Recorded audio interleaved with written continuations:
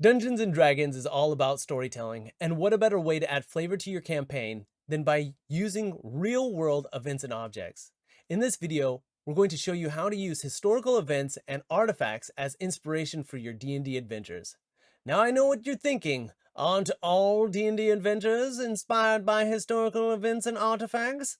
And while that's true, I'm talking about borrowing specific elements from those sources to create adventure hooks, character backgrounds, campaigns, NPCs, or just some really cool scenes. So, see you on the other side.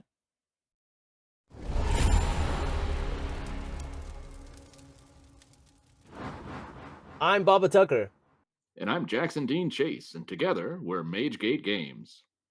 If you like role-playing games, rolling dice, you're in the right place. So go ahead and hit that subscribe button so you never miss another video. Today we're talking about inspiration for adventures. Yeah, this is part 3. Are you ready? I think I I am. am. All right. So today we're talking about historical events and artifacts. These things have definitely inspired me to run a game. I'm gonna go with one of my favorite, which was I don't know how I stumbled upon this, but it's in sub-Saharan kind of Western Africa, in 13th century. Uh, they there was a group of yeah, like different tribes that were normally said not to get along, but because of this artifact, they had a peace agreement. And so this is really interesting, and they call it the Mune, and this represented the peace of Africa and this primal thing of like the spirits and everything, and everybody, they built this place around it, right? And through the years, right, because of different religious beliefs, the Mai at the time, which is like the basically the emperor of Panem Empire, uh, destroyed it. And upon destroying it, they like what was said was release the gates of hell. And right, so this created turmoil in this area. And for me, I latched onto that so hard. I was like, yes, oh my god. Right, you have this peaceful artifact, but these different sets of beliefs come in and they say, like, no, these are false idols. This is, not right. So we're gonna get rid of this. And you open up a gate of hell. Gate to hell. And just right, like that was one of the major premises of my, one of the campaigns I had. Had the first had my characters go through and try to find these different signs of witchcraft that was happening, or something is going to happen. And the different ambassadors started coming from different lands. And the it was actually, I had a character funnel, which is like, you're gonna like meet grind these characters all up. So I had like military families, I had like the religious families, and different people all together, and like a bookseller who ended up having like a book made out of prophet's skin. That's not wrong, right? That's not wrong at all. But uh they were invited and used as scapegoats to say, you guys are the ones who are doing this, right? Which is right, like you obviously you have them go look for those clues and then set up clues behind that to be like, oh yeah, no, did you see them poking around and asking all these questions? Yeah, they're obviously the people who are doing it, right? You saw them in that area, you saw them over here, you saw them over there.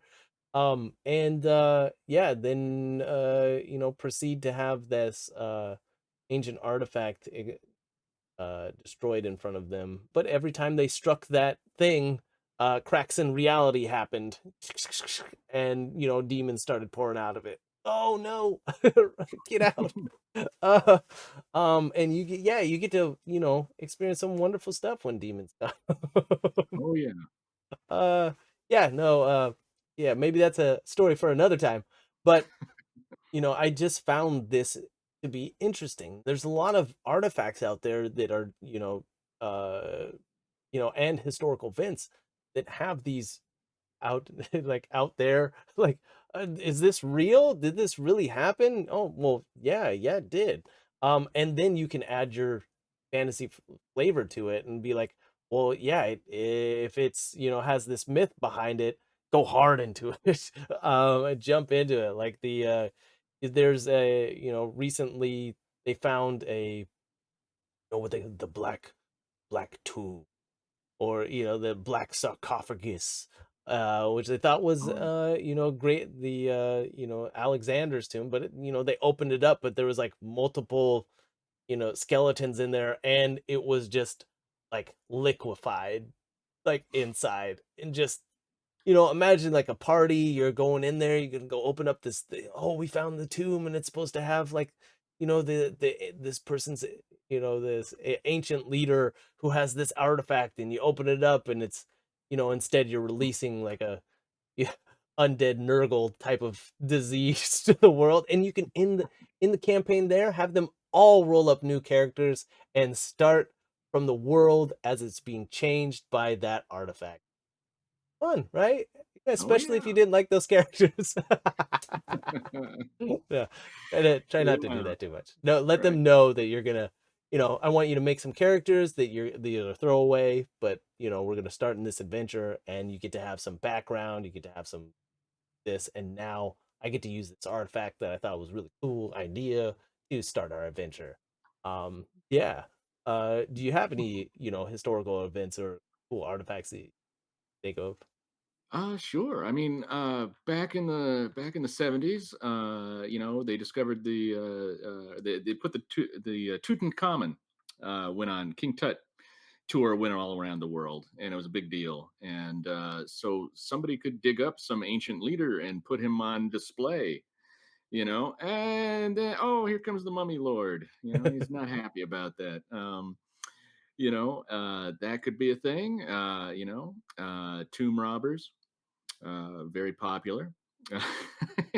um, there's Chicago World's Fair in the 1890s. There was a crazy guy name of Dr. H. Holmes. Of course, he wasn't a real doctor, and that wasn't his real name.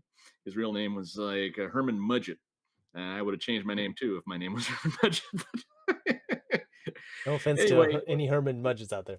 yeah, no, yeah. Apologies to anyone else named Herman Mudgett, but he became a pharmacist without any training or anything, and he murdered the pharmacist who owned the pharmacy. So now he runs his own pharmacy, and then he ends up buying out all the shops around, and then he ends up like buying the hotel over the shops. And what's he do? Well, what doesn't he do at this point? He builds this hotel up with stairways to nowhere and secret doors and poison gas chests and chutes, right, that go down into his dungeon in the basement that lead into acid vats, right? So he's murdering the hotel guests for money, but not just the money that they have on them. He drops the body down into the acid vats, and out pops a completely ready to go skeleton that he then sells to medical schools for extra money because, he's got to get rid of the body, right? And he might as well get paid for it in the process. Genius. I mean, it's horrifying, but there's a certain like method to that madness there. It's like money, money, money, money, money, and yeah, and he's not just he doesn't stop at just killing people. He's committing insurance fraud. He's putting out phony. He's applying for phony patents. And just doing everything he can.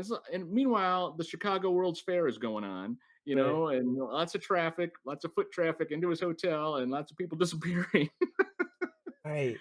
So you could just transport this. Crazy, crazy Yeah, the artificer. crazy.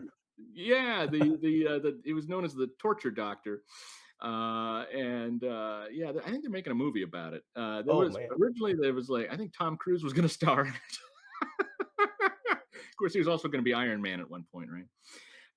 But no, I don't know who's. I think it's Leonardo DiCaprio is potentially going to be in this new version. And anyway, you could take that guy and that whole scenario and tweak it for a fantasy setting, and maybe somebody, an NPC, friend or family of the players, stayed at the hotel and has disappeared, and during the fair, and then they go and have to investigate, right? Or maybe there's the guy's committed some sort of fraud, right? And then the players have been hired to go and resolve, track down this guy, and get the money back from he was doing all kinds of like phony inventions for the patents. And yeah, so there's, or maybe somebody wonders where all these skeletons are coming from all of a sudden, like we have a surplus of skeletons. Right. Of course the necromancers won't say anything, will they? Or maybe a Right. necromancer gets curious. I mean, they're not all Right. evil, right? Right. So yeah, there's all kinds of ways in there. Or you could, you don't have to get as complicated as the torture doctor scenario. You can just have a Jack the Ripper guy running around, right? So there's all kinds of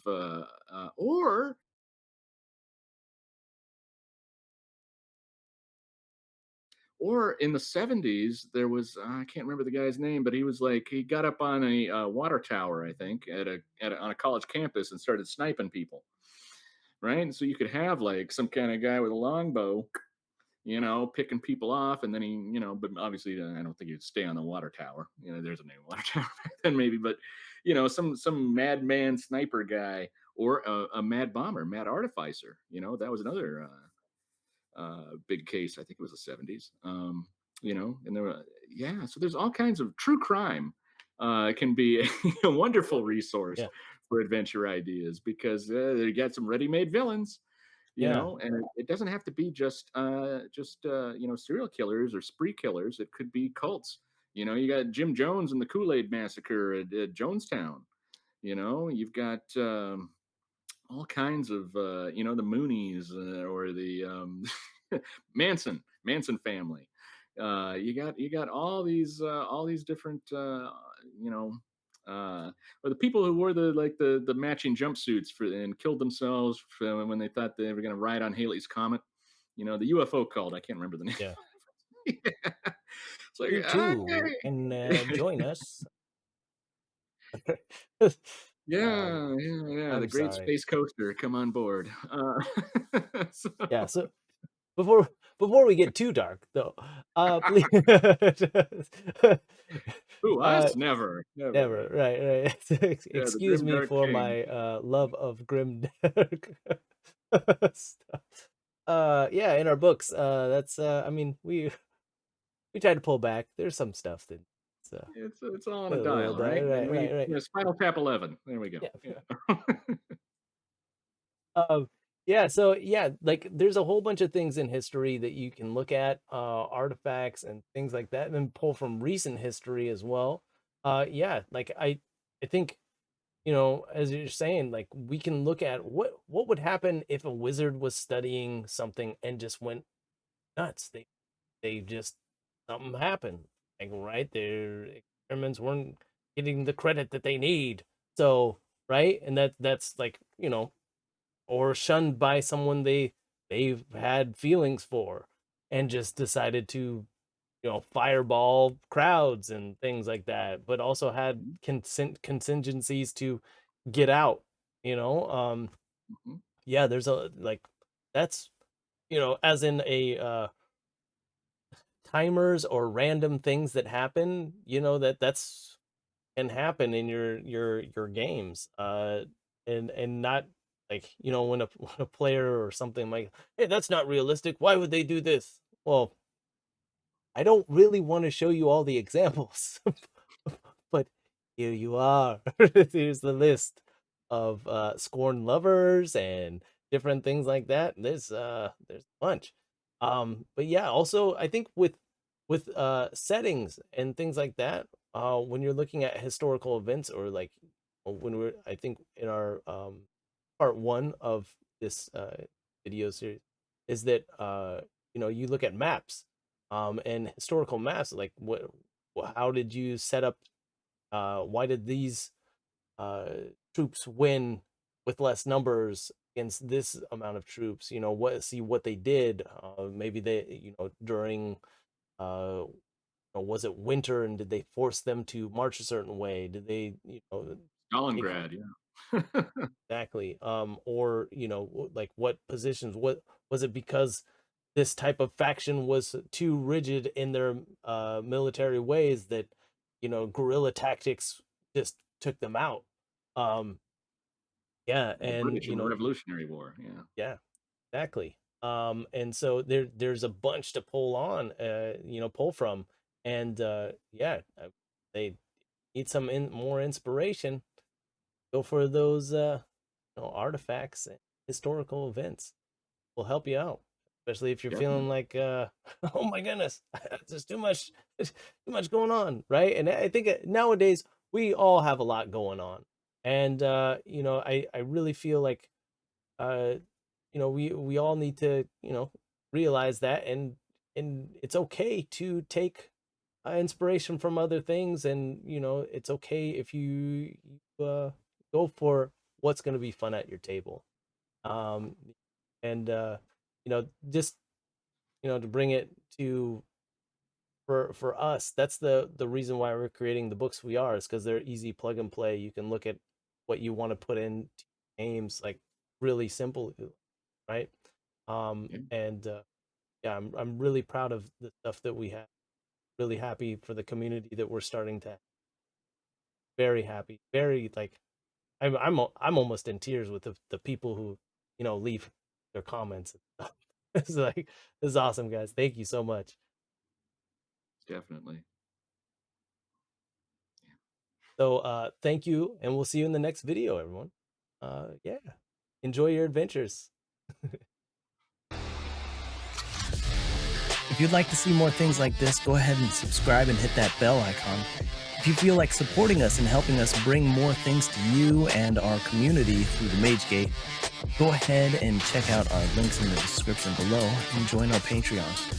If you haven't picked up your free Heirloom Magic item PDF, go ahead and check out our website where you can get that for free. Thank you so much again, and see you in another video.